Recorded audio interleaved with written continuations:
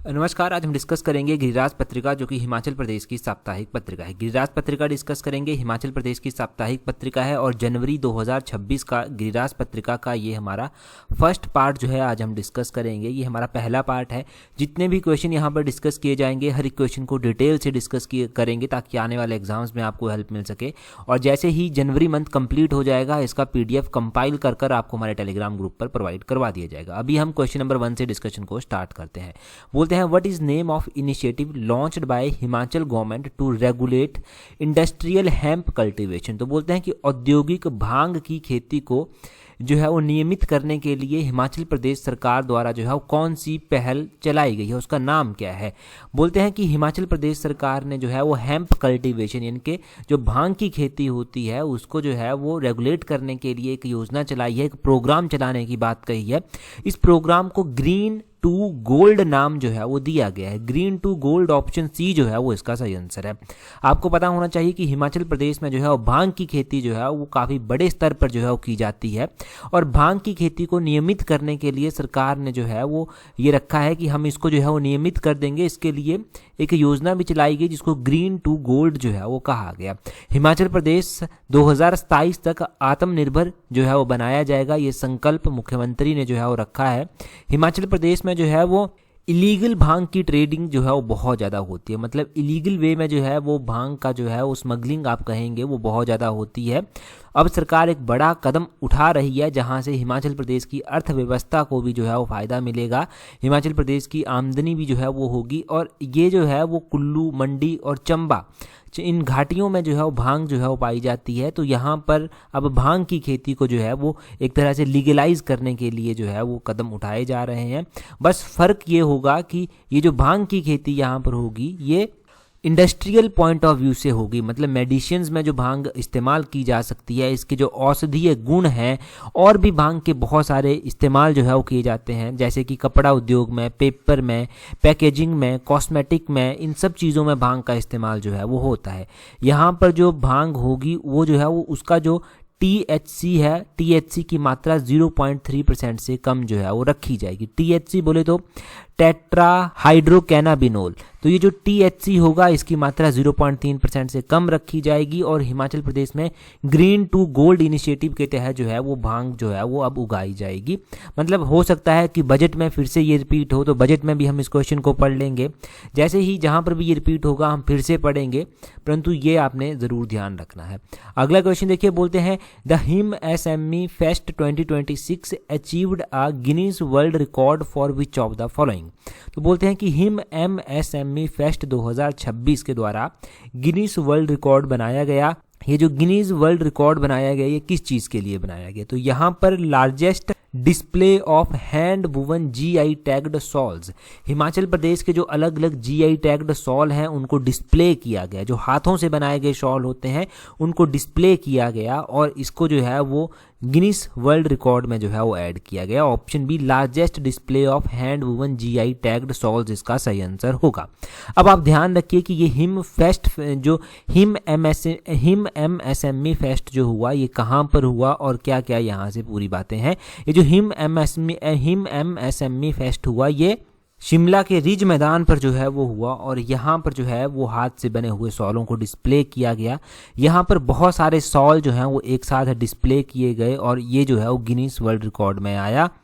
यहाँ पर जो है वो लगभग 4000 सॉल्स की प्रदर्शनी जो है वो एक साथ लगाई गई और ये जो 4000 सॉल्स की प्रदर्शनी एक साथ लगाई गई ये एक रिकॉर्ड बना अपने आप में और इसी को ही जो है वो गिनीज बुक वर्ल्ड रिकॉर्ड में जो है वो एंटर किया गया।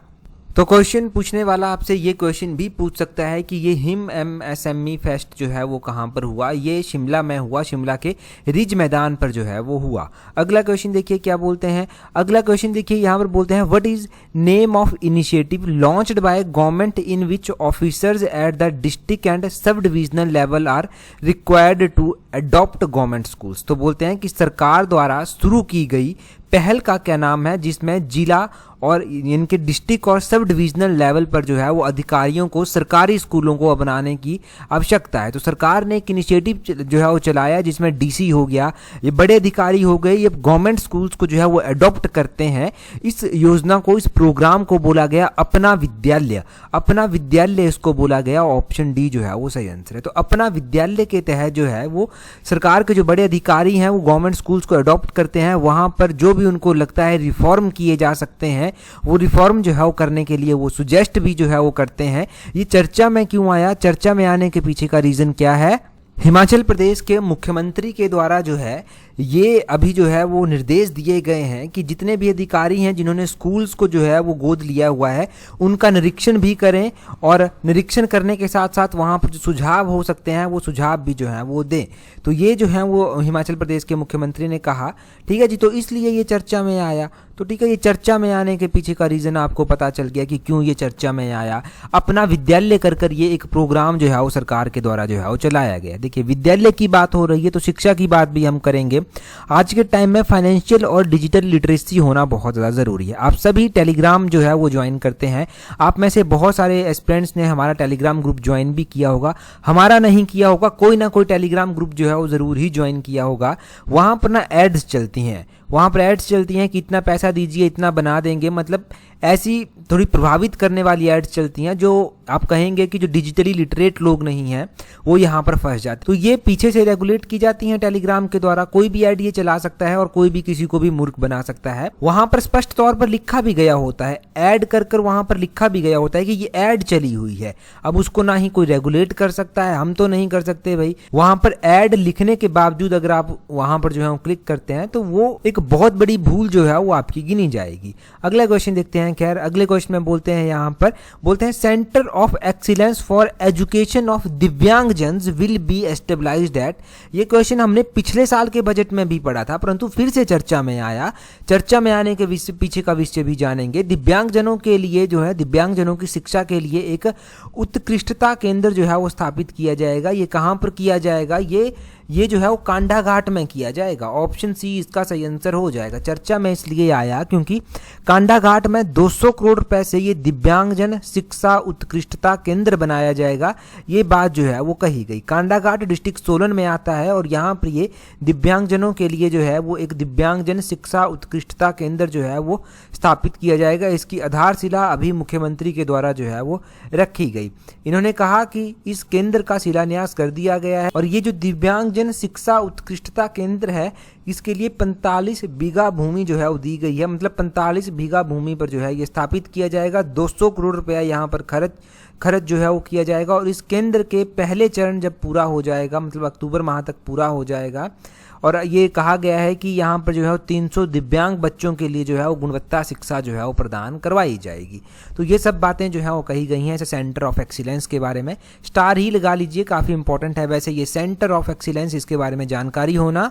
अगला क्वेश्चन देखेंगे हमारे पास क्या पूछा गया है। नेक्स्ट क्वेश्चन में बोलते हैं यहाँ पर how much grant provided under मुख्यमंत्री विधवा एवं एकल नारी Awas Yojana for house construction. तो बोलते हैं कि मुख्यमंत्री विधवा एवं एकल नारी आवास योजना के तहत घर निर्माण के लिए कितना अनुदान प्रदान किया जाता है। तो देखिए, इस योजना के तहत जो है जो अनुदान प्रदान किया जाता है वो 3 लाख रुपया प्रदान किया जाता है। अब देखिए, मुख्यमंत्री विधवा एवं एकल नारी आवास योजना के तहत 3 लाख रुपया दिया जाता है। क्यों ये चर्चा में जो है वो आई? चर्चा में आने के पीछे का रीज़न ये है कि इस योजना के तहत एक बेनिफिशरी को बेनिफिट मिला, तो उनके बारे में ही ये आर्टिकल आया था कि उनको 3 लाख रुपया जो है वो मिला। 3 लाख रुपए से उनको घर बनाने में मदद मिलेगी। उनकी पहली इंस्टॉलमेंट जो है वो हो चुकी है। वो सब जो है वो यहाँ पर आया था, परंतु हम वो चीज़ें पढ़ेंगे जो एग्जाम पॉइंट ऑफ व्यू से इंपॉर्टेंट हैं। तो देखिए, अगर आप बात 2024-25 के इकोनॉमिक सर्वे के अकॉर्डिंग बात करते हैं तो जो विधवा हैं, एकल नारियां हैं, उनको जो है वो सरकार पेंशन भी देती है। सरकार पेंशन देती है अगर कोई महिला है इस तरह से, तो अगर उनकी आयु 45 से लेकर 69 ईयर के बीच में है तो उनको जो है वो कितनी पेंशन दी जाती है? उनको 1500 रुपया पेंशन जो है वो दी जाती है। अगर कोई 70 ईयर या इससे ऊपर की नारी है तो उनको जो है वो 1700 रुपया पेंशन जो है वो दी जाती है। इस विडो विडो डिजर्टेड एकल नारी पेंशन योजना के तहत। ये आपने नोट करना है कि अगर कोई 45 to 69 है तो उनको 1500 रुपया, और कोई 70 ईयर या उससे ऊपर का है तो उसको 1700 रुपया जो है वो पेंशन यहाँ पर प्रोवाइड करवाई जाती है।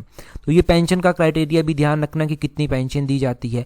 अगला क्वेश्चन हम डिस्कस करेंगे, परंतु अगला क्वेश्चन हम डिस्कस करें उससे पहले अगर आप तैयारी अपकमिंग पटवारी एग्जाम के लिए कर रहे हैं, अपकमिंग जेवीटी एग्जाम के लिए कर रहे हैं, तो आप हमारी कॉम्प्रिहेंसिव टेस्ट सीरीज के साथ जुड़ सकते हैं, जिसका लिंक नीचे डिस्क्रिप्शन बॉक्स कमेंट बॉक्स में दिया गया है।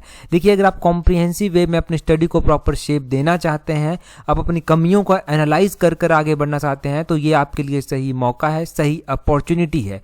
टेस्ट सीरीज का लिंक नीचे डिस्क्रिप्शन बॉक्स कमेंट बॉक्स में जो है वो दिया गया है, यहां से आप टेस्ट सीरीज को जो है वो ज्वाइन कर सकते हैं। अगला क्वेश्चन देखिए क्या बोलते हैं what is the name of digital ecosystem of agriculture being created by ministry of agriculture. तो बोलते हैं कि कृषि मंत्रालय द्वारा बनाया जा रहा एक कृषि डिजिटल पारिस्थितिकी तंत्र है, इसका क्या नाम है? तो इसका नाम एग्रीस्टैक जो है वो रखा गया है। ऑप्शन ए सही आंसर है। अब ये क्यों चर्चा में आया, क्यों हम गिरिराज पत्रिका में जो है वो इसको पढ़ रहे हैं, वो भी जानते हैं। काफी इंपॉर्टेंट है ये भी, यहाँ से और भी क्वेश्चन जो है वो कोई ना कोई बन सकता है। सरकार ने कहा है कि जितने भी किसान हैं, जितने भी बागवान हैं, उन सभी की फार्मर आईडी जो है वो बनाई जाएगी, और ये अनिवार्य होगा सबकी फार्मर आईडी जो है वो बनाना, ये जो है वो कहा गया है। एक सरकार ने जो है ये कहा है कि सरकार की जितनी भी योजनाएं होती हैं, इन योजनाओं का लाभ लेने के लिए और इन योजनाओं में पारदर्शिता लाने के लिए जो है वो, और योजना का लाभ भी टाइमली लोगों तक पहुंच सके, भारत सरकार की एक एग्रीस्टैक कर जो है वो पहल है। इस पहल के अंतर्गत जो है वो फार्मर रजिस्ट्री का कार्य जो है वो अब किया जाएगा। तो इस एग्रीस्टैक के तहत हिमाचल के किसानों का भी जो है वो अब जो है वो आप कह सकेंगे कि रजिस्ट्रेशन जो है वो किया जाएगा। यहाँ से किसानों और बागवानों को जो है वो फ़ायदा मिलेगा, उनकी एक यूनिक फार्मर आईडी जो है वो यहाँ से तैयार होगी, और जितने भी बेनिफिट उन्होंने लिए हैं उसका भी रिकॉर्ड वहाँ पर रखा जा सकता है, और जितने भी बेनिफिट वो लेंगे आगे चलकर उसका भी रिकॉर्ड वहाँ पर रखा जाएगा। इसके लिए ऑनलाइन पंजीकरण के लिए किसान गूगल पर जो है वो farmer registry Himachal Pradesh search करें और यहाँ से बना सकते हैं। मतलब ये प्रोसेस बताई गई थी। प्रोसेस आपके लिए ज़रूरी नहीं है, परंतु आपके लिए ये ज़रूरी है कि इस तरह का कोई इनिशिएटिव भी है जहाँ पर सरकार किसानों को रजिस्टर कर रही है, और उस इनिशिएटिव का नाम है एग्रीस्टैक कर। ये कौन सी मिनिस्ट्री के द्वारा चलाया गया है एग्रीस्टैक? ये मिनिस्ट्री ऑफ फार्मर के तहत, मिनिस्ट्री ऑफ एग्रीकल्चर के तहत जो है वो चलाया गया है। ये ज़रूर ध्यान रखना कि कौन सी मिनिस्ट्री के द्वारा जो है ये चलाया गया है। अगला क्वेश्चन देखिए क्या बोलते हैं अकॉर्डिंग टू मुख्यमंत्री Sukh Shiksha Yojana, free education is provided to the children of eligible beneficiaries up to the age of which year. बोलते हैं मुख्यमंत्री सुख शिक्षा योजना के तहत जो है वो जो पात्र लाभार्थी हैं उनके बच्चों को जो है वो किस वर्ष की आयु तक मुफ्त शिक्षा प्रदान की जाती है। तो उन बच्चों को जो है वो 27 ईयर तक जो है वो मुफ्त शिक्षा जो है वो प्रदान की जाती है। कौन से ईयर तक? 27 ईयर तक। जब तक वो 27 साल के नहीं हो जाते तब तक उनको जो है वो फ्री एजुकेशन जो है वो प्रोवाइड करवाई जाती है। अब ये सुख शिक्षा योजना जो है वो क्यों चर्चा में जो है वो आई? देखिए, मुख्यमंत्री सुख शिक्षा योजना के तहत जो है वो एक परिवार को, एक बच्चे को जो है वो सहायता मिली, इसलिए जो है ये चर्चा में आई थी। और यहीं पर बताया गया था कि 18 से 27 वर्ष तक के बच्चों की जो सरकारी संस्थानों में उच्च शिक्षा है, उनका व्यवसायिक कोई शिक्षा है, इस पे उसके ऊपर कोई भी खर्चा होगा, उनकी फीस होगी, उनका हॉस्टल का खर्चा होगा, उनके मेस का खर्चा होगा, वो सभी जो है वो सरकार के द्वारा दिया जाएगा। तो यहाँ पर बताया गया था कि लगभग जो है वो 70,000 की वित्तीय सहायता जो है वो इनको मिल चुकी है और आगे कंटिन्यू रहेगी। मतलब जो भी बेनिफिट्स होंगे वो यहाँ पर दिए जाएंगे। बेसिकली ये जो था वो यहाँ पर कहा गया था मुख्यमंत्री सुख शिक्षा योजना के तहत। तो ये मुख्यमंत्री सुख शिक्षा योजना कितनी इंपॉर्टेंट हुई, पता चल गया कि 18 से 27 साल के यहाँ पर कवर किए जाएंगे। और यहाँ पर जो है वो अगर आप सरकारी स्कूलों में, सरकारी कॉलेजों में पढ़ते हैं, मतलब 18 साल के बाद कॉलेज में ही पढ़ेंगे ऑब्वियसली, तो 18 साल के बाद आप कोई भी हायर एजुकेशन प्राप्त करते हैं तो वहाँ पर जो भी खर्चा होगा, आपकी फीस होगी, हॉस्टल होगा, यहाँ पर कुछ क्राइटेरिया रखा गया होगा। अगर आप उस क्राइटेरिया को फिल करते हैं तो आपकी फीस वहाँ पर सरकार ही देगी। आगे बोलते हैं the term Losar is derived from Tibetan language, what does the specific syllable sar means. तो लोसर दो शब्दों से मिलकर बनता है, एक लो और एक सर। अब बोलते हैं ये जो सर है इसका क्या मतलब है, SAR का क्या मतलब है। तो लोसर में अगर आप देखेंगे कि लो और सर से ये बनता है। सर का मतलब क्या होता है, सर का मतलब होता है ईयर। ऑप्शन ए जो है वो इसका सही आंसर है। लो का क्या मतलब होता है, लो का मतलब होता है न्यू, न्यू मतलब नया। सर का मतलब होता है ईयर, मतलब नया साल। तो लोसर को जो है वो तिब्बतिन न्यू ईयर के रूप में भी जो है वो मनाया जाता है। जहां पर बुद्धिस्ट लोग रहते हैं अलग अलग क्षेत्रों में, वहां पर ये इसको तिब्बतिन न्यू ईयर के रूप में मनाते हैं। हिमाचल प्रदेश में भी जो है वो तिब्बतिन रहते हैं, तो यहाँ पर भी ये लोसर फेस्टिवल जो है वो मनाया जाता है। तो लोसर के बारे में आर्टिकल गिरिराज पत्रिका पर आया था, जो हमें एग्जाम पॉइंट ऑफ व्यू से इंपॉर्टेंट लगता है। वो पॉइंट मैं यहाँ पर आपको नोट करवाता हूँ, आप सुनते चलिए, नॉलेज भी आपको यहाँ से मिलेगी। हिमाचल प्रदेश के किन जिलों में ये लोसर फेस्टिवल मनाया जाता है, तो हिमाचल प्रदेश के जिला लाहौल स्पीति और जिला किन्नौर में, 2 जिलों में ये मुख्य रूप से जो है वो मनाया जाता है। और ये जो लोसर फेस्टिवल होता है ये नए साल में मनाया जाता है। मतलब आप ये समझिए कि ये जो है वो लोसर फेस्टिवल नई आशा, शुद्धि और नवीकरण का संदेश लेकर जो है वो आता है। यहाँ नया साल किसी आधुनिक घड़ी या तारीख से नहीं बल्कि प्रकृति के चक्र, सामुदायिक अनुभव और पारंपरिक जीवन शैली से जो है वो तय होता है। महीनों तक बर्फ से ढके रहने के बाद लोसर समाज को जो है वो बाहर निकालता है, रिश्तों को जोड़ता है, आने वाले वर्ष के लिए मानसिक, सामाजिक और आध्यात्मिक तैयारी जो है वो करवाता है। इस लोसर फेस्टिवल को मनाने का तरीका हर क्षेत्र में अलग अलग है। जैसे कि किन्नौर के लिप्पा, कानम, रिब्बा ये गांव है, यहाँ पर जो ये मनाया जाता है तो 3 से 4 दिन तक, और कहीं पर जो है वो इससे भी अधिक समय तक जो है ये मनाया जाता है। यहाँ पर पारंपरिक वेशभूषा और लोकगीत गाए जाते हैं, नृत्य जो है वो किया जाता है, मठों और गोम्पाओं में प्रार्थनाएं की जाती हैं, घर घर अतिथि आते हैं, अतिथियों का सत्कार जो है वो किया जाता है। तो लोसर जो है वो इस तरह से जो है वो मनाया जाता है। ठीक है जी, तो लोसर के बारे में पता चल गया कि ये तिब्बतिन न्यू ईयर फेस्टिवल है। और इसके बारे में ये भी आपको ज़रूर पता चला कि लोसर का मतलब क्या है, लो और सर। लो का मतलब न्यू यानी कि नया, और सर का मतलब जो है वो हो गया साल। तो नया साल यहाँ पर जो है वो इस तरह से लोसर जो है ये शब्द बना। अब अगर एग्जाम में लोसर के बारे में क्वेश्चन पूछा जाता है तो डेफिनेटली आप कंफ्यूज नहीं होंगे, आप आंसर जो है वो कर पाएंगे। अब हमारे पास कुछ 1 लाइनर क्वेश्चन जो हैं वो चलते हैं। 1 लाइनर क्वेश्चंस को देखेंगे। देखिए अभी तक जो भी एग्जाम हुए हैं, चाहे टीजीटी मेडिकल का, नॉन मेडिकल का, आर्ट्स का, यहाँ पर जो गिरिराज पत्रिका है ना, इसने बहुत ही ज़्यादा इंपॉर्टेंट रोल प्ले किया है। आप पेपर उठाकर देखिए, इसमें कुछ भी जो है वो बताने की ज़रूरत पड़ती ही नहीं है। और पिछली हमारी गिरिराज पत्रिका की वीडियोस देखिए, वहाँ से क्वेश्चन जो है वो बड़े ही डिटेल से, और हर एक क्वेश्चन लगभग वहाँ से कवर होता ही होता है। क्वेश्चंस देखिए आप, 1 लाइनर क्वेश्चंस बोलते हैं हिमाचल प्रदेश का सबसे पुराना स्वास्थ्य संस्थान कौन सा है, तो ये कमला नेहरू अस्पताल है, ये शिमला में आता है। इसको लेडी रीडिंग अस्पताल भी जो है वो बोलते हैं। हिमाचल प्रदेश में अगर आप हॉस्पिटल्स की बात करते हैं तो हमारे पास पुराने से पुराने अस्पताल यहाँ पर आते हैं। एक तो कमला नेहरू अस्पताल आ गया, ये सबसे पहले लेडी रीडिंग अस्पताल के नाम से जाना जाता था। ये जो है वो आईजीएमसी के अंतर्गत जो है वो आता है। तो अगर हम आईजीएमसी की बात करते हैं तो आईजीएमसी का नाम पहले जो है वो हिमाचल प्रदेश मेडिकल कॉलेज हुआ करता था। 1966 में इसकी स्थापना की गई थी, और फिर इसका आईजीएमसी नाम पड़ता है 1984-85 में। इंदिरा गांधी की मृत्यु के बाद इसका नाम पड़ा। हमारे पास मेडिकल कॉलेज में राजेंद्र प्रसाद मेडिकल कॉलेज भी आता है, ये टांडा में जो है वो आता है। टांडा जो है वो डिस्ट्रिक्ट कांगड़ा में आता है, और 1996 में इस राजेंद्र प्रसाद मेडिकल कॉलेज की स्थापना की गई थी। अगला क्वेश्चन देखिए, बोलते हैं हिमाचल प्रदेश में प्रथम राज्यपाल कौन थे। पहले राज्यपाल एस चक्रवर्ती थे। बड़ा आसान क्वेश्चन। हिम तेंदुओं के लिए हिमाचल का कौन सा वन्य जीव अभ्यारण्य प्रसिद्ध है, तो वो किब्बर वन्य जीव अभ्यारण्य स्थित जो है वो जाना जाता है। किब्बर वाइल्ड लाइफ सेंचुरी जो है वो लाहौल स्पीति में आती है। राहला पानी का चश्मा हिमाचल प्रदेश के किस जिले में है, तो ये कुल्लू जिले में आता है। राहला वाटरफॉल इसको जो है वो बोलते हैं। और Kibber wild life sanctuary Himachal की सबसे बड़ी वाइल्ड लाइफ सेंचुरी जो है वो आती है। अगला क्वेश्चन देखिए, अगले क्वेश्चन में बोलते हैं कुल्लू और मंडी को कौन सा पहाड़ी दर्रा जोड़ता है। अब तो देखिए दर्रे की बात करें तो ये दुलची दर्रा जो है वो कुल्लू और मंडी को जो है वो आपस में जोड़ता है। अगर हम दर्रों की ही बात कर रहे हैं कि दर्रों में क्या क्या क्वेश्चन बन सकते हैं, और भी एक छोटा सा रिवीजन दर्रों का किया जाए।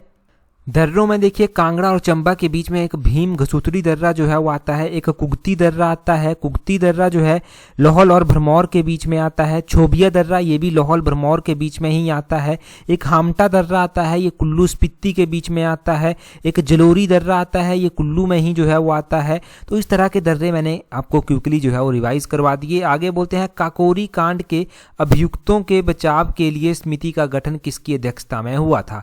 तो ये जो है वो गोविंद बल्लभ पंत की अध्यक्षता में हुआ था। अच्छा, ये काकोरी कांड हुआ कब था? आप जल्दी से कमेंट कर बताएंगे, क्योंकि ये तो आपने बेसिकली हिस्ट्री में पढ़ा ही होगा। आगे बोलते हैं राज्य लोक सेवा आयोग के सदस्यों की नियुक्ति कौन करता है? तो राज्य का जो लोक सेवा आयोग होता है इसके सदस्यों की नियुक्ति जो है वो राज्यपाल के द्वारा जो है वो की जाती है। भारत का पहला राष्ट्रीय उद्यान कब स्थापित हुआ था? तो ये 1936 में जो था वो हुआ था और इसका नाम था जिम कॉर्बेट नेशनल पार्क। ये जिम कॉर्बेट नेशनल पार्क कहाँ पर आता है? ये उत्तराखंड में जो है वो आता है। अगर जब बेसिकली आप पढ़ना स्टार्ट करते हैं ना ल्यूसेंट अरिहंत को, तब यही क्वेश्चन जो है वो आते हैं, बेसिक से क्वेश्चन, और ये कहीं ना कहीं पर आपको एग्जाम में पूछने मिलेंगे ही मिलेंगे देखने को। अगर ना भी पूछे जाए ना, ये तब भी पता होने चाहिए, इतने इंपॉर्टेंट क्वेश्चन है ये। अगला क्वेश्चन देखिए, अगले क्वेश्चन में क्या बोलते हैं, यहाँ पर बोलते हैं कश्मीर घाटी में केसर की खेती किस मिट्टी में की जाती है? तो कश्मीर में जो है वो केसर की मिट्टी की जाती है। हालांकि हिमाचल के अपर एरियाज में, किन्नौर जैसे, लाहौल जैसे एरियाज में भी इसके स्कोप है, परंतु हम बात करें कश्मीर घाटी की तो ये जो है वो करेवा मिट्टी पर की जाती है। जो आप जियोग्राफी में एनसीईआरटी में जो है वो बेसिक क्वेश्चन पढ़ते हैं कि ये मिट्टी जो है वो किसकी कल्टीवेशन के लिए जानी जाती है? केसर की कल्टीवेशन के लिए जानी जाती है, सैफरून जिसको बोलते हैं। या फिर जम्मू कश्मीर किसके लिए, कश्मीर घाटी किसके लिए जानी जाती है? तो वो पता होना चाहिए। बोलते हैं ब्रेट सूचकांक, ब्रेंट कर ये सूचकांक आता है, एक इंडेक्स आता है, किससे संबंधित है? तो ये कच्चे तेल की कीमतों से जो है वो संबंधित है। ब्रेट इंडेक्स या फिर ब्रेट सूचकांक आप इसको जो है वो बोल सकते हैं। आगे बोलते हैं सिम कार्ड का वास्तविक रूप क्या है? एक बार एग्जाम में पूछा गया था, ये एलाइड के एग्जाम में पूछा गया था, बहुत पहले की बात है। सिम पूछा गया था कि सिम या एसएमएस भी एक बार पूछा गया था। तो सिम का पूरा नाम होता है सब्सक्राइबर आइडेंटिटी मॉड्यूल, ये इसका पूरा नाम होता है। हम एसएमएस की बात भी कर लेते हैं, अगर एसएमएस का ही पूरा नाम पूछ लिया जाए आपसे, इसका पूरा नाम होता है शॉर्ट मैसेज सर्विस, एसएमएस का पूरा नाम। आगे बोलते हैं धान में होने वाला प्रमुख खेरा रोग किस खनिज की कमी से होता है? तो धान को जो रोग लगता है, धान की फसल को जो रोग लगता है वो खेरा रोग होता है, वो जस्ता की कमी से जो है वो लगता है। आगे बोलते हैं बैटन कप किस खेल से संबंधित है? तो ये बैटन कप जो है वो आपका हॉकी से संबंधित जो है वो आता है, हॉकी से संबंधित कप है। आगे बोलते हैं प्रिजन डायरी के रचनाकार कौन है?